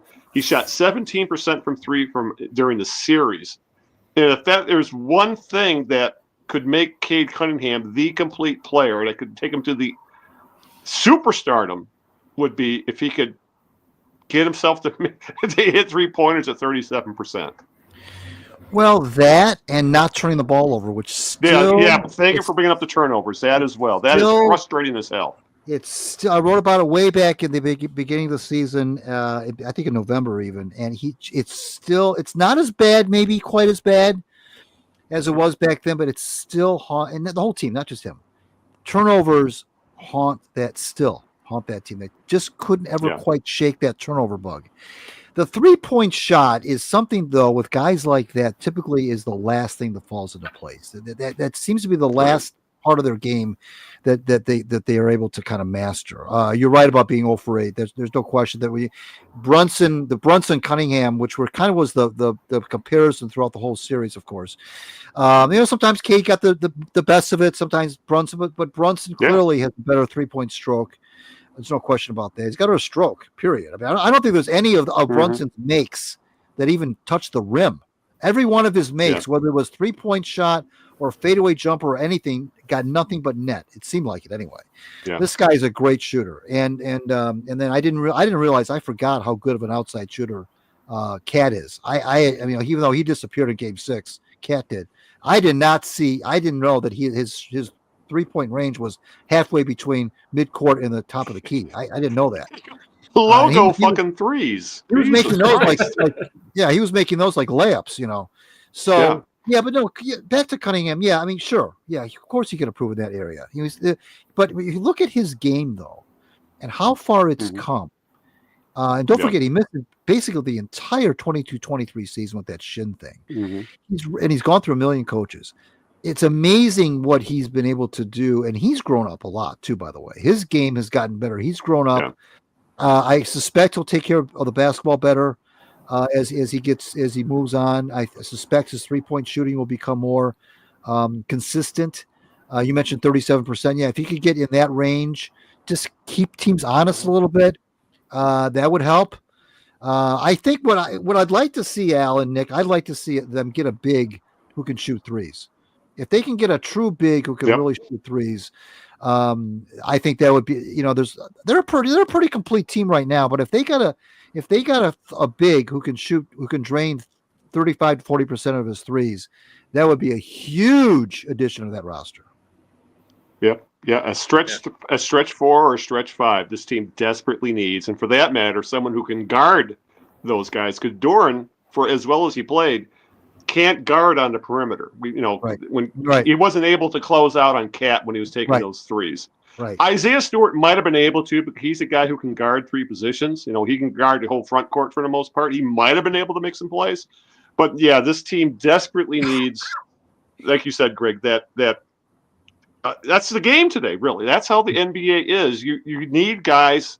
I mean, Duren is definitely a guy they can continue to build around, but he can't play outside. You need someone who can hit those threes from outside and guard those stretch bigs. So that is it. That's got to be on Langdon's to-do list. And the thing is, as you mentioned with the earlier, like the Bad Boys Pistons, it took them a few years to finally find all the missing pieces that they discovered they had in 1984. Nick, Jalen Brunson, what do you make of him becoming public enemy number one in Detroit? It was absolutely hilarious that every time he touched the ball, the boos came running down. And then there's that video of where you could lip read Jalen Duren looking down at Brunson after he had fallen on the court saying, "Motherfucking flopper." It was hilarious. But that was a blast. That's how you develop a rivalry, Yeah, that's where you get your chip on your shoulder. And I mean, for Detroit for years, like the Bad Boys era, it was always the Celtics, right? Yeah. And you had venom for Larry Bird. Yep. And then until Lambier dropped him that one time. Yeah. And then, which no Piston will ever not like that. Let me put it that way. Yeah. It was pretty nasty. It was a pretty nasty move. So I'm fine with that. The rivalries are fun. I mean, so. Yeah, and the rivalries are built in the playoffs. That's where they're really built. Right. Sure. That's right. Yeah. And you're never going to get excited about that same matchup in the regular season. Right. Like, they'll play the Knicks. Brunson will be there and Duren will be there. There may be, there'll be the usual trash talk, but not like the playoffs where every game really counts. I think the difference in that series, though, first of all, the Knicks in the offseason went out. They went for it. I mean, they got Towns, they got Bridges, they added a lot of pieces. They've added a lot of pieces to that roster in the last couple of years. But really, I think the difference between those two teams was that the Knicks just shot the three ball better. They shot the three ball better more consistently. And what they did was with that three ball, the Pistons were constantly falling behind early, especially in the three home games. Those three home games, for whatever reason, I don't know if you call it coming out flat or what, but the Knicks took a stranglehold on all three of those home games in Detroit, and the Pistons had to expend so much energy. They fall behind double digits in all three of those home games, and they had to, why? Because they were the Knicks were hitting threes, Bridges, Towns, and Brunson, and Hart, and all those guys were hitting threes, and the Pistons were hitting twos and missing threes, and so that before you know it, 28-15 or 32-21 or something, and so they had to expend a lot of energy to claw back into those games, and they were able to do it with defense. But Al's right; they have a hard time. They've had a hard time all year guarding the perimeter. That's true, but the Knicks did hit a lot of almost miraculous shots in that series too. Quite frankly, there weren't a lot of shots that the Pistons hit that made you go, "Whoa, what a shot!" But the Knicks had a lot of them. And even the game they lost in New York, Game 5, when the Pistons were up 104-100, I'm not sure it was Bridges, had nowhere to go. Maybe it was OG, what's his last name? Anunoby? Yeah. He was completely guarded as the time was ticking down and just heaved up a three, and that swished. Made it 104-103, and I was on the Reddit, Pistons Reddit. Oh, and that was Kane was literally in his grill. Shots. Yes. Yeah. No, they were hitting some serious shots. And which game was it where Cat was like Game 4 had guys in his face and he just throw it like really high up and how the hell did that get all net?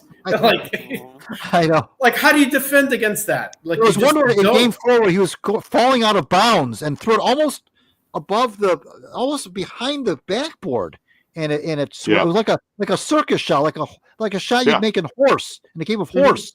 It was unbelievable. Yeah. So it's hard to combat that when, although there are times where like Thompson is a great defender. Yeah. But don't kick the ball out for Thompson to try and shoot a three. No. Because I'm like, oh my God. Like if every time I see him with the ball, somewhere, not like within dunking range, I'm like, oh my God. Were you guys? I want to ask you both a question. Were you surprised? Now, one of the things that the JB had done throughout the year, as you know, was go 9, 10, sometimes even 11 deep in his bench. And I know the playoffs are a different animal. Were you surprised that he shortened the bench to basically 8, or is that just playoff protocol? Yeah, I think that's playoff basketball. Every team does that for the most part. Okay. Yeah. Yeah, some of these guys didn't see the light of day. But to follow up on that, what are your guys' thoughts on Bickerstaff's performance as a whole? There was a lot of consternation on Twitter and social media that, for example, he was too quick on the hook with Ozzer Thompson. If he made he had a couple of bad. I remember one game. I might have been game 2, where he had a couple of really bad turnovers right at the start of the second half, and he immediately got yanked. And the problem is his defense was so good, specifically on Brunson. It seemed like every time Thompson was off the floor, the Knicks offense flowed so much better, and they would go on runs. Right. Thompson would come back in. He could put the clamps on Brunson, and that would get Pistons back into the games. So there was a lot of people thinking, just play Thompson and live with that lack of offense you're going to get from him because all the other things he was doing. So, Nick, what was your thoughts on that? I was thinking about that. Like, I'm wondering if he's pulling him just so Thompson doesn't get sucked into some of these getting fouls, picking up fouls because of all the flopping. And he did fall out of a game. Didn't he fall out of one of the games, Thompson? Yes, he did. I think because remember there was that picture of Brunson holding up his 6 fingers. Oh yeah, right. Yeah. Right. Yeah. So, and I think that's what New York tried to do because this is an inexperienced team. They'll get sucked into taking a foul, and that throws them off their game. So my guess with Bickerstaff is that he wanted to first kind of break the spell so Thompson doesn't get sucked into one foul after another in like quick succession, and make sure he's around for later in the game if they need it. I mean, it could be. I mean, I have no idea. I have no idea, but like the young guys, like Duran was, I think, getting into early foul trouble in one of the games too. I think it was the first one in Detroit. Yeah. Really quick. Really, a bunch of them got into really quick foul trouble with the Knicks. So, I guess JB really did have to be pretty careful. Yeah, especially with the shortened bench, as we alluded to earlier. And Isaiah Stewart wasn't there Reed either. 20 minutes? No. Well, and Isaiah Stewart wasn't available either. So yeah, and that made a big difference with the rotation as well. Correct. Yeah. Oh, for sure. So, yeah. Well, again, they got a lot of good experience, and you can't. It's hard to be. I know people are disappointed for sure. I get it, but it's hard to look at the season as anything other than a success, as far as I'm concerned. Yeah, exactly. It's huge progress. Huge. Yeah. Oh, yeah. Of course. In 1 year, especially. Consider. Well, remember at the beginning of the year, I think our best case scenario was might sniff a play-in if everything went perfectly. And I think the three of us probably figured 30 games would be a great season for these guys. They went 45. Yeah, exactly. And they make the playoffs. They don't back in. They don't have to worry about the play-in. This season is an unmitigated success. But now is the hard part, which leads us to the offseason, which we're out for the Pistons we're at now. And I guess the first question people have been asking guys, which free agents do they keep? They got Tim Hardaway Jr., they got Malik Beasley, Dennis Schroeder, and Paul Reed are free agents. Tobias Harris, the other veteran they depend on, is under contract for another year. What guys do you think they should prioritize? Because obviously, for one thing, like Beasley is going to make a lot more money. He signed only a $6 million 1-year deal, a kind of a prove-it deal. And the guy had a historic 3-point shooting regular season, even though I know we all were kind of frustrated with his streakiness in the playoffs. Tim Hardaway Jr. seems kind of a replaceable guy, a steady veteran, but I think he could probably do better. Reed's a third big. If you keep him, you're going to keep him cheap. It's not a big deal either way. And I think Schroeder is a guy they have to keep just because he really seemed to settle the second unit. So I could see them prioritizing Beasley and Schroeder and going from there, but I want to get your guys' thoughts. What do you think, Nick? I like Schroeder too. I thought he was great. He was reliable. He could handle the ball. He could quarterback the team on the court. Yes. The Hardaway Jr., he's streaky. He's either hot or cold. Yeah, and, no in between. It's very unpredictable which night you're going to get out of him. Right. I wish as a fellow Wolverine he was more consistently good, but I have a feeling they might keep both Beasley and Hardaway Jr. if they can't find a better 3-point shooter to replace them, or more consistent 3-point shooter. Yeah, because they can get Hardaway, I think, on a cheaper deal. He's not going to. I don't know if he's going to get a big money deal from anybody at this point. It's like 32, 33 by now. I think. Yeah, they could give him a 1-year deal if they don't find anybody else that's maybe younger or more consistent at the 3. And then Beasley, I guess I haven't watched Beasley until this year really, but from everything I'm kind of sensing is he's inconsistent. Also, he can get hot and cold. Yeah. So this was the most consistent year he'd ever had, essentially. But so is that an outlier, and then he's going to go revert back to who he is? He's had some difficulties in the playoffs before, and that was some of the beef about him was that this was regular season Beasley going up again in the playoffs. The thing about Beasley, and you know how frustrated that I was getting with him too on text. Yes, you were. Is that the thing that disappointed me about that was that I thought going into the series, I did Chris Pome's show the week the series started, and I said, a week before the series started, and I said, one of the reasons why you don't want to play the Pistons, I said, is because, and I was way off on Fontecchio. I thought Fontecchio would get some playing time, but I was way off on that one. I said, about Beasley, I said, Beasley's the kind of guy that could give coaches nightmares if he gets hot. He's the kind of guy that you could, all of a sudden he's going, he's shooting 47% from behind the arc, and you can't solve him. And all of a sudden he's becoming like, some like Vinnie Johnson kind of a guy, and he goes off, and he could be the difference between winning or losing a game.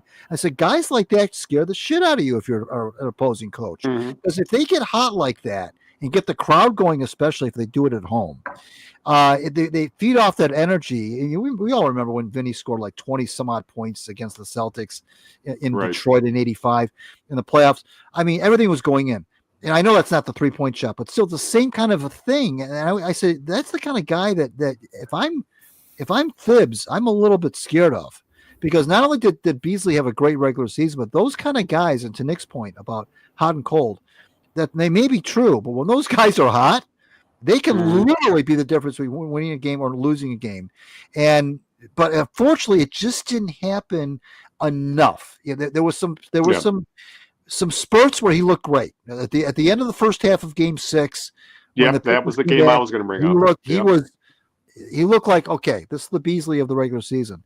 They came out in the third quarter, second half, and he was nowhere to be found, essentially. Yeah. And then he was back to being, clanking the ball off the back of the rim again. So that's kind of how you live and die with these guys. I mean, it's hard to find a guy that's just going to continually crank out 40% 3-point shooting all the time. It's hard to do that. Now, he did a lot of it in the regular season. Yeah, that's true. I think he hit like over 300 of them, 303 through the course of the regular season. 319 to be correct. Yeah. Right. And it's just, but the playoffs, that's where your butter is bread, bread is buttered on is in the playoffs. And I don't know what kind of a contract he's going to get. He could have been an X factor is what I'm trying to say in that series, and he just wasn't. Yeah. Well, Yeah, what do you think? I've seen one name I've seen thrown out there a lot that might be available this offseason, who was a good 3-point shooter, Luke Kennard. Oh, is he still around? Bring him back. Yeah. I believe he's like a 38 to 40% 3-point shooter. I believe he was with Memphis this past year. Kennard can shoot for sure. Yeah. Yes. You know, he's just a shooter, but sometimes that's what you need. You need just a shooter. Yeah. You know? Yeah. Which was Beasley, but as you said, he was very inconsistent, to be generous, in the playoffs. But that kind of all leads us to, I don't know if you guys read that article in the Ringer. I know I linked to it in the show notes, where they had a whole feature article after the Pistons were eliminated. And the article essentially urged the Pistons to slow play their rebuild. Despite being ahead of schedule during the Trajan Langton era here, that they warned them to not suddenly go all in, trading away part of the core, trading away like a boatload of draft picks to get one big man. And they said, you don't want to turn into Atlanta, was the warning. And, here's a couple quotes I kind of found interesting. One rival team executive said earlier this week, the number one job of the Pistons front office now is to convince Tom Gores that they're not knocking on the door. Don't rush it. Don't go doing something stupid just because you had a good year. Otherwise, you end up like Atlanta. The Pistons just got here. They can afford to be methodical, opportunistic. If I was leading the Pistons, said a second exec, I would just play one more year the way it is. I would not push any buttons. What do you think, Nick? Do you agree with that thought, that maybe considering they're going to bring back, we'll have Ivy for a full year. They'll have a healthy Isaiah Stewart. Maybe they'll make a couple of moves on the edges, like you said, maybe finding a replacement for Hardaway or bringing a couple of those guys back. But because there are people saying that Zion Williamson's going to be available, or that sort of thing. But God, why am I drawing a blank? Kevin, the tall guy who always joins teams that are good. Plays in Phoenix. Durant. Durant, yes. Oh, yeah. He might be available in trade, for example. What do you think? Where are you on this, Nick? I've seen so many batshit ideas about what the Pistons should do. Just as soon as the Bucks got bounced for the playoffs, I said, Giannis, yes, exactly. How about Giannis and Cade on one team? Can you imagine that? It's it would be lovely to have them both on the team, but not happening. Then I've seen things where let's trade Duran, Ivy, and like all of these young players, Tobias Harris for, and I forget who the one play. No, it was for Jaylen Brown from the Celtics. Yeah. I'm like, are you high? Are you going to trade away half of your team? You think two players alone are going to get your team any farther? I've seen all kinds of just really crazy stuff. So that article might be responding to a bunch of idiots on social media proposing random ideas. Yeah. Maybe in the not only social media, but in actual sports media too. But should they go slow? I don't want to say slow, fast, or anything. They're not one player away. Away from the championship. So you don't want to just go nuts on one particular guy and hang your hopes on that. And I go back to the analogy we've been using before, and that was the Bad Boys, where they they kept on adding pieces. Okay, that one didn't work. Well, let's add this one. You have a bunch of really young guys who just got some really good playoff experience. I mean, Cade ain't that old. He's what? No. Is he 23? 23. Yeah. Ivy isn't that much younger. Duran's 21. Thompson is not that old either. I mean, these are young guys. Isaiah Stewart's like 23, 24. Yeah. That's crazy. Yeah, he's like one of the old men on the team. And he's not old at all, but he's just going to start hitting his prime too. So but I could see Gores doing something stupid and impulsively, wanting to go balls to the wall for somebody.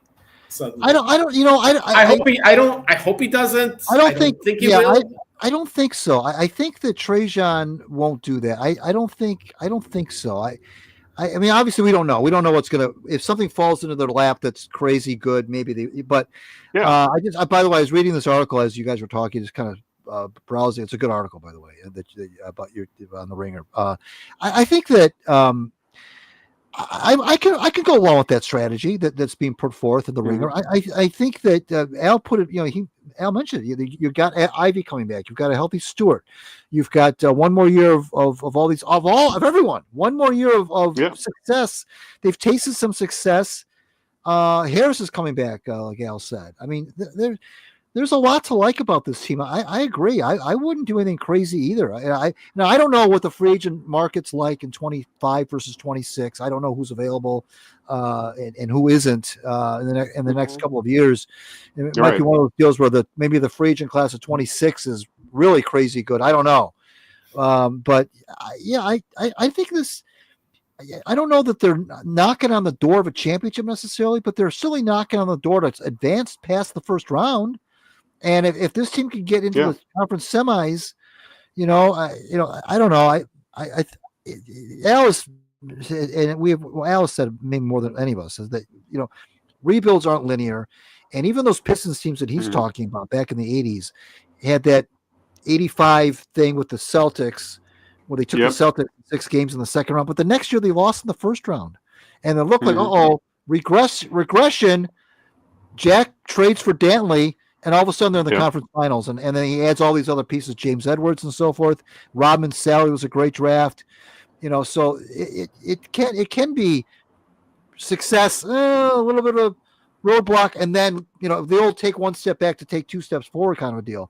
I'd be okay with the Pistons taking this tack that this writer Howard Beck is suggesting in the Ringer. I think I think it's smart. I really do. Yeah, and the fear is you could end up like Phoenix. They're literally screwed. Or for that matter, look at Milwaukee got knocked out in the first round. They tried to surround. They won a title, tried to do it again, surround Giannis with a couple more guys. And now the talk is that he might just want out because their window is literally closed at this point. I guess the other thing that needs to be thrown out there, I think, when it comes to the Pistons. This franchise's DNA has always been about teams that are, teams. They aren't, they do have a superstar. They have, they'll end up with Hall of Fame players on it, but they really seem to be built around the sum is greater than, the sum is greater than the parts, so to speak. Right. We saw that with the going to work teams. Even the bad boys, they were an ensemble. As good as Isaiah Thomas was, he doesn't win titles without having guys like James Edwards and John Sally and Dennis Rodman with him to do some of the dirty work or do some of the stuff that, you know what I'm saying? And that's always been the Pistons' DNA. And I get the same feeling that this team has a lot of that same gene, that same DNA in them, that you can build a powerful title contending team without having to mortgage your entire future to get a Giannis or Durant or a Williamson or something like that. Well, now that you bring that up, I mean, it's true. A lot of teams have started to collect superstars in an effort to kind of be an instant champion. Phoenix was one of them, and it's just been a colossal disaster. Hell, Durant was part of that in Brooklyn too. With Kyrie Irving. Right, exactly. That's a good one there. Who the heck else was on that team? Harden. And then Harden. It's like the same few guys that just sort of are like these nomads. right? In the end, and it's like that's true. And you know to bet against that team because they're not going to do anything. Anytime you just collect these superstars, it never goes anywhere. I mean, look at the teams that the Miami Heat had with Bosh, Wade, and LeBron. They were together 4 years. You would think they're world beaters, but the world beat them twice in the finals. So it's not it's not a given they're going to win it all. So, I don't think rushing to collect just a bunch of superstars. The Pistons tried to do that once, right? With Blake Griffin, tried to get instant credibility. Although his knees were just more like hamburger, right? Right. It's like you picked the wrong guy because he just can't stand a court. And but they didn't surround him with anything else really adequately. So that it just doesn't work. So well, I think that what the Pistons have right now is a belief now, and these other playoff teams they've had, like you said, Nick, the whole deer in the headlights thing, there was no belief there. And they didn't build off of it either. They didn't build off of it. There was nothing to build off of. There was nothing. It wasn't like you didn't get the feeling it was a building block. It was a cameo. You didn't get the feeling that this is the start of something good. It was like, oh, they made the playoffs. Okay, finally. But this is something. Yeah, they were already at the ceiling. Right. The floor on this team this should be the floor right now. Is making the playoffs. And so I'm excited to see. And like Howard Beck points out, and what you pointed out too in this, both of you in this discussion, their best players are all 23 or younger. That's fascinating.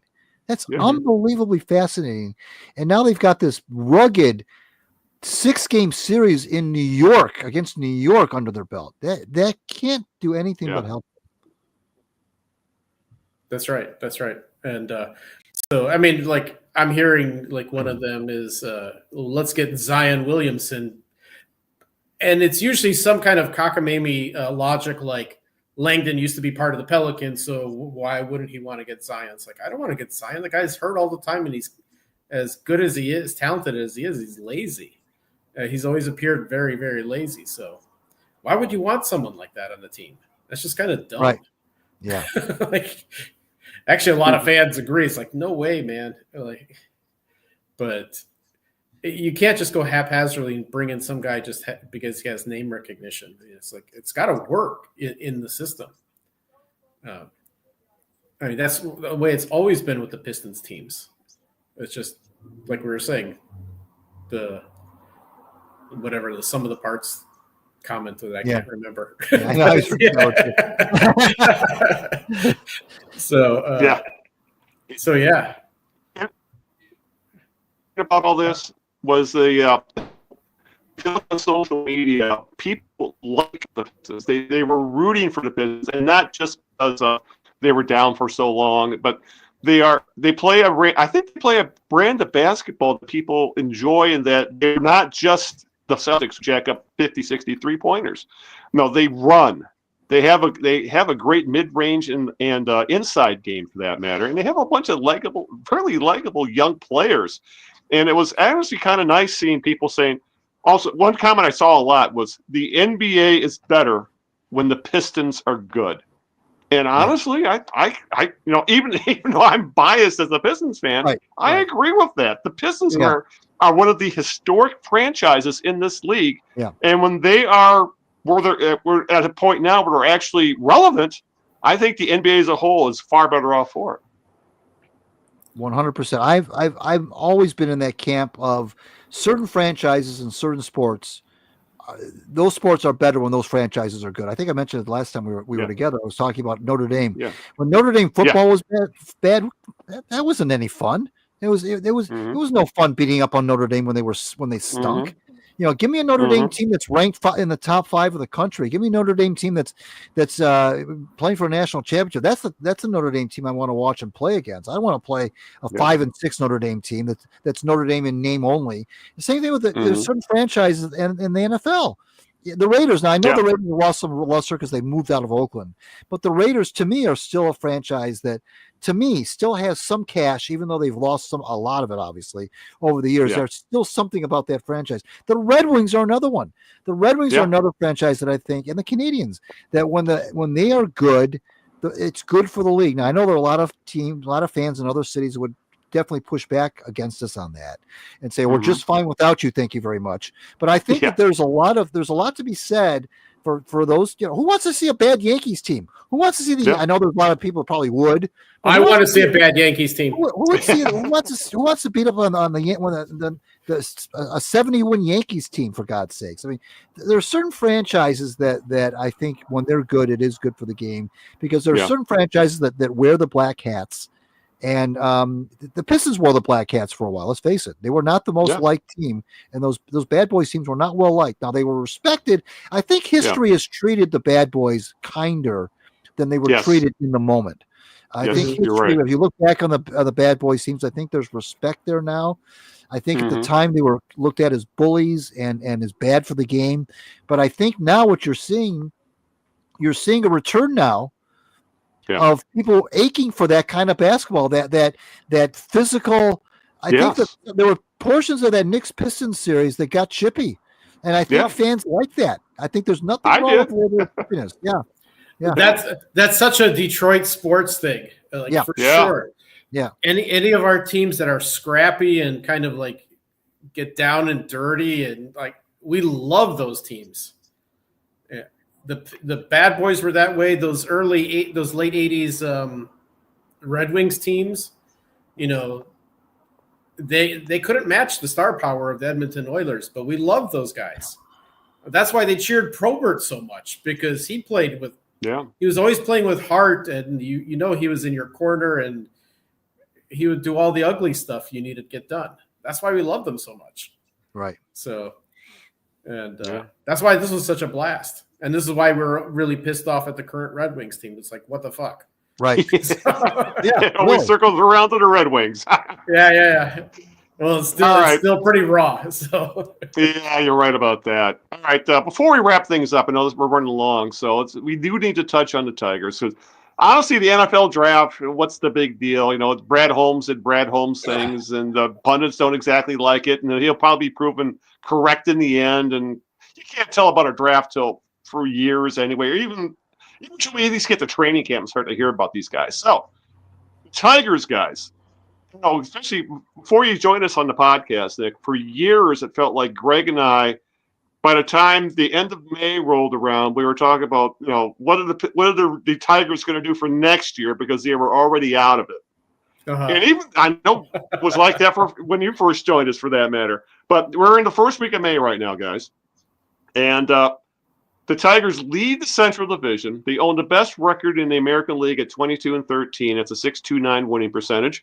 And they have the best run differential in Major League Baseball at +63. They're at the top of team leaderboards when it comes to pretty much every offensive and pitching metric. From batting average to OPS plus to WHIP to batting average against, you name it, they're in the top 5, if not the top 3, when it comes to all these metrics. And this is a team that is still playing shorthanded. They don't have Parker Meadows. They don't have Matt Vierling. The guys, they're playing Javi Baez in center field, and he looks like a goddamn natural out there. If everything is going right for this team, even though so much has gone wrong, specifically injury-wise. Alex Cobb, I have no idea what he's doing right now, and he was their big free agent signing for the pitching staff. So I think the main reason I'm really encouraged about this team, guys, is that so much went wrong before the season even started, yet here they are as one of the best teams in baseball. And there's no sign that, maybe offensively they may regress a tad, but I don't think their pitching will, because they have probably one of the best, if not the best, 5-man staff in baseball right now. So, Greg, thoughts on the Tigers? Well, the offense is a lot better than I thought it would be. The key, I think, with them is that everyone is progressing. No one really has regressed. That's the thing. Mm-hmm. The reemergence of Javi as a bat. Forget the center field. He leads the team in WAR, for Christ's sake. Yeah. The torque thing.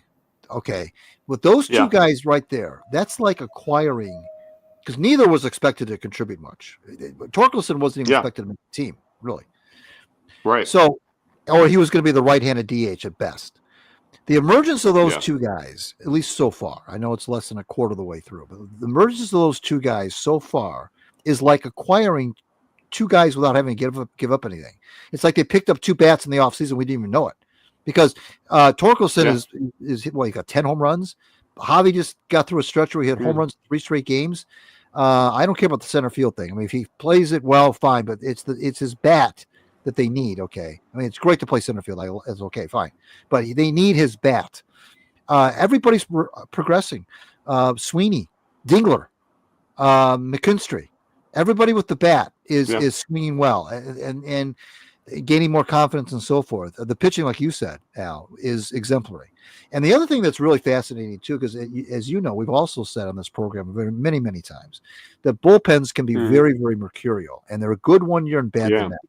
So far, Tigers bullpen is just as good, if not better, than it was last year. I think they've got one of the top bullpens from at least through the metric of ERA in the entire MLB. They are really, really stacked in the rotation, like you said. And some young guy, and Mize is another guy that we kind of wrote off a little bit. Now he's kind of found his groove. And again, it's like acquiring another starting pitcher that you didn't think you had, but he was right there in your organization all along. So far, these guys are kind of picking up where they left off at the end of last season, which I never thought I'd see, quite frankly. I thought that, last year was last year, and that they kind of, but these guys now are firing on all cylinders, and Skubal is not having a drop off. He's just as good, if not better, as he was last year. Flaherty is better than his record indicates. So they are, and Hinch is pushing all the right buttons. It seems like no matter what he does, and having center field is a good example. No matter what he does, it works out. They're still not great defensively. They still are. Yeah. But Cole Keith now is even kind of he's waking up out of a hole there. Yeah. So they are, and this is not including they don't have Vierling, they don't have Meadows, they don't have Alex Cobb, which they don't even need Alex Cobb right now. They don't have Jake Rogers. There's a lot of guys they don't have that. So far, they don't need, but when they do get them back, although I wouldn't count on Meadows this year, but when they do get some of these guys back, that's just like, okay, where do you play them? Where do you play Vierling? When Vierling comes back, where do you play him? I don't know. Yeah, good problem to have. Yeah, it is. A good problem exactly. It's one they haven't had in years. I also love the fact that they have a closer in Kenley who throws like 95% change-ups. Which is hilarious to me. Right. When in an era of fireballers, they have a junk baller as their closer, and it's working. Nick, I know you're the biggest Tiger cynic of the three of us. What are your thoughts on this right now? So my cynicism has to do with Scott Harris, and Scott Harris. I know. Yeah, I still don't like him, but you know what? You look at their record. Yep. They're doing well. They're pitching well. They're hitting well. I think that's a great thing. It's not so much, regardless of what I think about the front office, the team is playing very well. Yeah. And so, I mean, I hope this is just 1 month into the season. So who the hell knows what's going to happen over 5 months. Right. But what I say is, they're playing well, so enjoy the ride, because who the hell knows how long it lasts. They could end up like Minnesota Twins last year too, and just go completely cold in August. So who knows? And for a team that really didn't make any moves in the offseason, this becomes a pleasant surprise. Yeah. That we were talking about this a few times in regards to the Tigers. Their postseason appearance last year, we were wondering whether it was just a fluke. It was just dumb luck that they got hot and then, bumped the Twins because the Twins just got absolutely ice cold. Right. So, both had to happen for them to get into the playoffs last year. Right. Maybe that taste of the playoffs is enough to have, change their thinking. And I will talk about this about Torque. Okay, he's playing well right now. Who the hell knows if he's going to continue that? Yeah, I hope he does. I honestly hope he does. Yeah, he was picked, first overall and picked by the Tigers because of his bat. Hopefully it shows up and it stays there. I mean, it's not that hard. That's not that easy to do. Because you could be hot for a little while, then pitchers catch on and how to pitch you. You're not so hot anymore. So you have to kind of adjust to that as well. Maybe he's finally gotten old enough where he figures out how to adjust. I don't know yet. Yeah. So. Yeah, it's also worth noting that they did finally eat the contract of Kenta Maeda. He had a 7.88 ERA this year. I mean, they were putting him in garbage time, and he was making it not garbage time with his pitching. Way he was allowing base runners and runs. So they ended up eating what remained of his 2-year deal, which was approximately $10 million. So at least that is now showing that they are willing to be proactive with some of this stuff. And it's funny because people would have been thrilled if he had done the same thing of Javi Baez in this offseason. Yeah, but regardless of all that, is that at least they're now showing that it's a sunk cost. If he's hurting the team, this is as of things the way they look, this is a playoff caliber team, and they're willing to get rid of the dead weight, which is always a good sign. Well, their pitching is deeper now this year, right? Because they got some guys too, back too. Yeah. So they don't need to hold on to him for dear life. Right. And if the Pistons can eat Monty Williams' contract, the Tigers can eat this contract. Yeah, there you go. Yeah, there you go. That's the bar. All right. I guess with that, guys, it's getting late, so I think we need to start getting the home stretch here. So that means it's time for a jerk of the week. As always, Nick, you get to lead off. Who is your jerk of the week? I'm going to go with the sports media who are all chiming in on this. What's his name? Sanders and the draft. Shedeur Sanders and the draft. Sanders, yeah. So I've been hearing like all these things he dropped, and everybody's shitting themselves. Like, why is he doing this?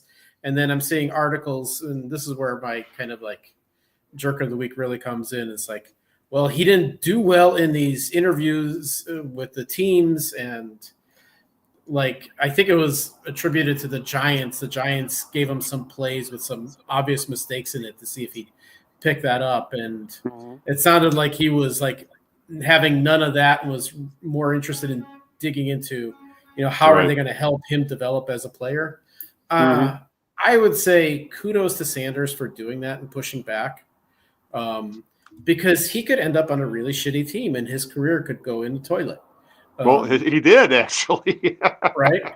I mean, I think he got a little bit more of the, like Eli Manning's father did that for him.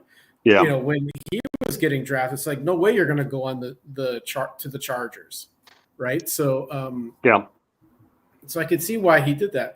Maybe he did that deliberately to like, push back, number one, because he didn't want to play for the Giants to begin with, and he wanted it to be clear, I don't want to be picked by you. But it also the strategy could have gone too well, and nobody wanted to pick him, and so he ends up on the Browns. So I'm not sure which is the bigger punishment. I'd want to be one of the top picks on a shitty team, or be a 5th round pick for the Browns. So. But my jerk of the week is the sports media for kind of like going too far with this. Plus, it's the draft is just such a damn guessing game. Like, for sure. Like, who the hell cares? Just because your prediction of where he landed didn't come true, you shit on the player for that. So, like, right. Yeah. So. All right, Greg, you're up. Who was your jerk? Yeah, I hate to do this because I'm not sure. I might end up looking like the jerk of the week. But when you hear what I'm going to say here, there was a fan last week at a Pirates game. Maybe it was over the weekend. Who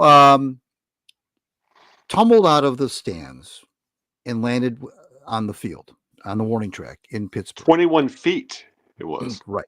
Now I saw the video footage that I saw of the incident was shot. I may have been shot by a fan off of a phone from behind the plate, and you could see the fan in the background. Okay, I honest to God, I watched that clip about as many times as I've seen the Zapruder film, which is 1,000,000 times, and to me, it looked like that guy jumped. Now.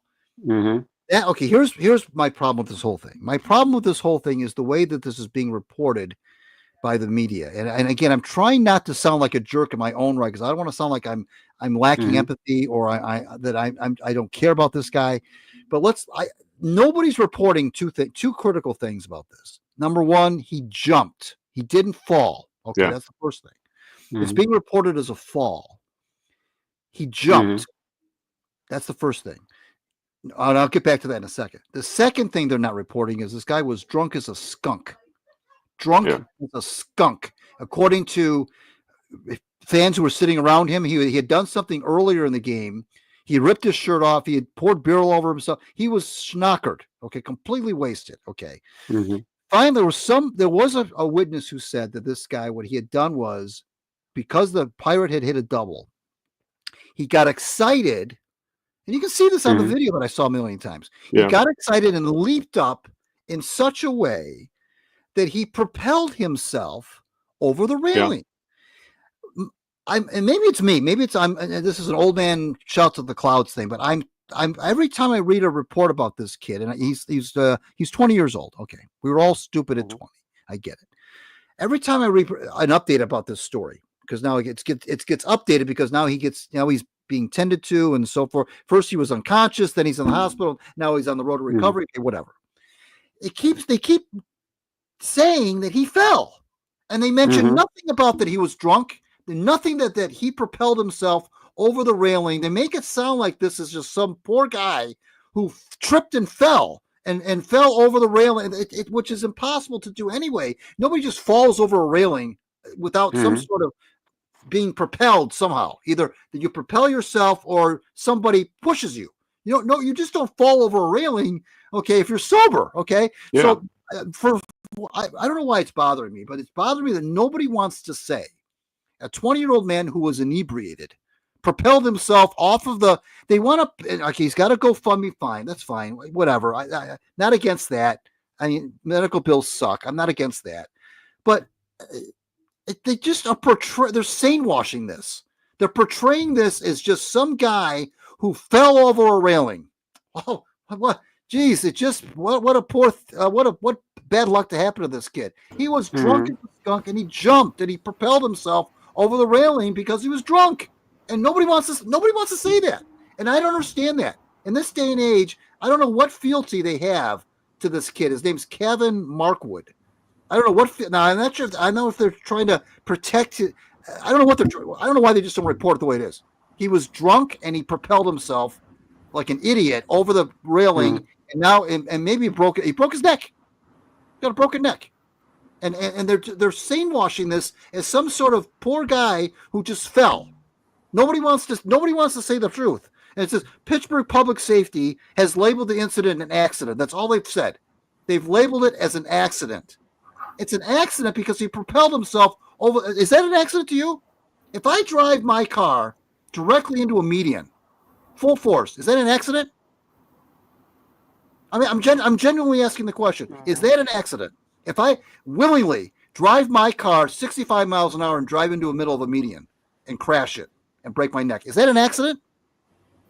I don't think so. Self-inflicted. Yeah. No, I'm waiting for the lawsuit for him being he'll sue the Pittsburgh Pirates for over-serving him. This is not an accident. You can label it an accident all you want. This is not a guy who got completely wasted and propelled himself over the railing and broke his neck. That's what it was. So this story's driving me crazy. Nobody wants to call for what it is. And I don't know why. I don't know why who they're trying to protect. Say it. An inebriated fan. Why don't they? Whenever there's an accident on the road, they always say alcohol was not. They always say whether alcohol was a factor, right? They always say that. And why don't they say we believe alcohol was a factor? There was witnesses all over the place said this guy was completely wasted.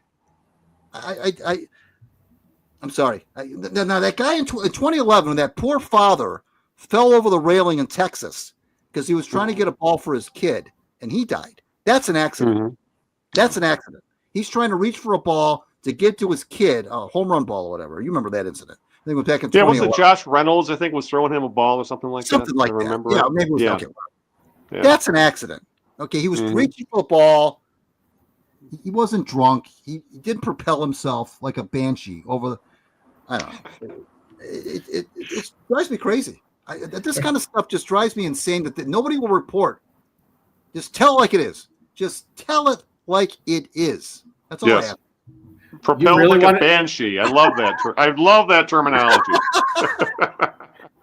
Greg, if they investigated that, that may cut into beer sales. Yeah. And then fans would have to watch a Pirates game sober. That's there you go. Bingo. Who would do that? Oh God, yeah. That's a very good point. Okay, I'm gonna move on from the Banshee here. I guess it's my turn. My jerk. I wasn't sure where I was gonna go. First, I was gonna go with the Freep headline writers. I know I've been texting you some of these with the. There was the Michigan State article about why not Nick Saban for athletic director, and there was the Carlos article about there's a drama. There's tension between or rivalry, whatever it was, between Yzerman and Larkin, whatever. No, but Nick got me thinking about about the Sanders stuff, and I'm going to piggyback on his jerk. My jerk is going to be Mel Kiper Jr. Okay. For how he reacted to the Sanders falling through the draft.